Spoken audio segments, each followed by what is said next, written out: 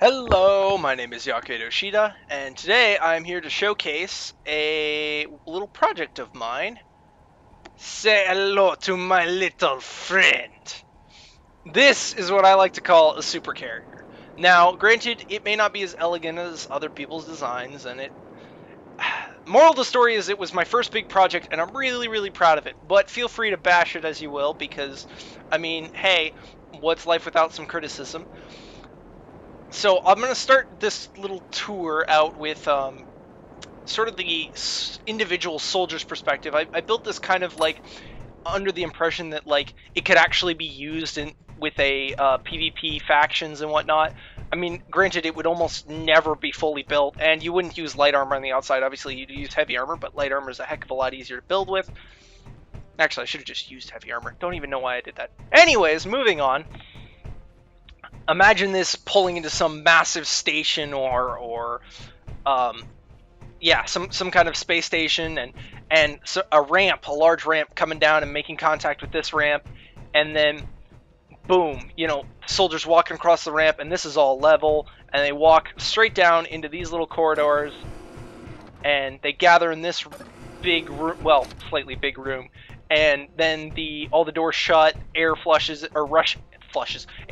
in, and boom, you've got a airlock. Yeah, that was more like role playing than anything. I just really like the idea of airlocks. Anyways, then this door would open and all the soldiers would be welcomed with this giant open hallway sort of deal, also greeted by the stairs up to the command room.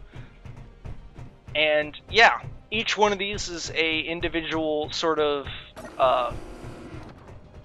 crew quarters, I guess you'd call it. They've got medical bays which could be claimed by individuals or different mercenary factions. If you say you had a large group of mercenaries on the ship, and then back here you have storage for the different things you would need on a long journey, as well as tubes. The internet is a series of tubes. No, these tubes are connected to the guns on the roof, and as well as they go down below, and I'll explain that later, why they go down below. But yeah, these are connected to the guns on the roof, so as to reload the guns without actually having to be up on the top surface of the ship. And yeah, well, those are turrets, but the point is that those turrets are to protect you from small light fighters that might engage. Really, mainly for show, because in actuality, if you were going to be attacked by a group of fighters, you would send your own fighters out to engage. Yeah, so these are all, again, more crew quarters. There's medical bay back here, and some chairs. Yeah, I wish I had custom models so that I could do this all up nice, so that like each one of these felt like it could house like 2 or 3 people. But yeah. Anyways, these is the staircase down, and I'll go down there in a minute after I show you the front end of the ship. And this is beautiful. This is, oh, I love the way this glass came out. I love the way you can see everything in here. This is like, imagine like an air traffic control center almost. I mean, this is the best way I can describe it. Basically, this would control the fighters coming in and out, and the bombers leaving and whatnot, so that they don't crash into each other, and you don't have like someone trying to, or 2 people trying to leave at the same time. Yeah. Before I go down and show you the fighter bay and whatnot, I'm going to go up to the bridge real quick and show you the bridge of the ship, which is beautifully designed. I spent a lot of time designing the bridge of the ship. Yeah, so basically, you wouldn't want just one person controlling a ship this massive. I mean, you'd have individual systems, and in reality, you'd have people to reload the guns. Reloading the guns most likely wouldn't be an automatic thing unless, well, I mean, in this game it is, but I like to dream, okay? You'd have people reloading the guns, and people controlling the guns for that matter on the top, and then you've got co-pilots down below you, and then this pilot seat is the main pilot, and this is where you would pilot the entire craft from. And I just love the way this bridge feels, just the way it looks, the way it's attached to the roof of the ship. Yeah, it's just gorgeous. I love this. Okay, moving on. Let's go down stairs. I designed this sort of hallway just to give a real feeling of openness, and that you could really just move to any part of the ship from like this spinal area of the ship. I wanted you to be able to get just about anywhere from here. And then down below, you have the fighter bay. Now, I love the way I designed this fighter bay. The way I design, or I think up designs, I always start with like boxes and whatnot, and this is no exception. This was just one big box when I started. But at the same time, to get something so organized out of a box just felt really, really good. And yeah. So these are small individual fighters. I mean, you can imagine having a crew of like 2 or 3 mechanics on each one of these fighters, either, you know, refueling. These all have like fuel access doors from the back, and then you've got the gun reloading on the sides. And these are pretty agile. They've got a reasonable number of small thrusters. I couldn't give them too much because I wanted to keep them small. Smaller targets, the better. Especially at high speeds. This actually has a gravity drive launch mechanism down at the end, and I have neglected to put artificial mass blocks on these yet. I really should have. That's something I will most likely do before uploading it. I don't know, maybe laziness will get to me and I won't. Point is that there is the artificial mass launch gravity whatever system is there. And it works. It's amazing, and I'll show you that with that little whatever the hell that thing is over there in a little bit. So yeah, these are small troop transports and troop. I like to call them troop exchange vehicles, because I imagine you wouldn't actually use these to like board any vehicles or anything, or any ships or anything. It's like, imagine if you like came across an abandoned ship and you wanted to go out and check it out. Well, these are not only slightly armed, but they are able to carry, I think, a maximum of 8 troops inside, as well as a pilot. So you could go over, fly over, investigate, and they're pretty quick, judging by the large thrusters on the rear end. So they're able to maneuver pretty well in tight spaces. And then back here you have like a workshop sort of area for prototyping new vehicles, and maybe even I would almost call this a maintenance bay. So if like a fighter got, or a bomber got really heavily damaged, it would come back here, and I'm repeating myself a lot, the mechanics, that's the word I was looking for, the mechanics would repair the vehicle, and that would be that.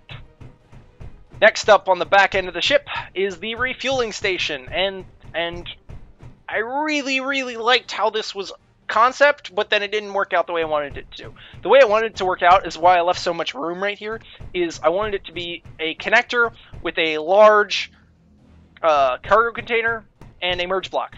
And then this ship would come up, latch onto that merge block, take that back out, fill up the container, bring the container back, and lock it in place. Probably could have done that with these moved to the floor and actually have these latch onto the cargo container. The point is, the connector alone was definitely not enough to hold them in place.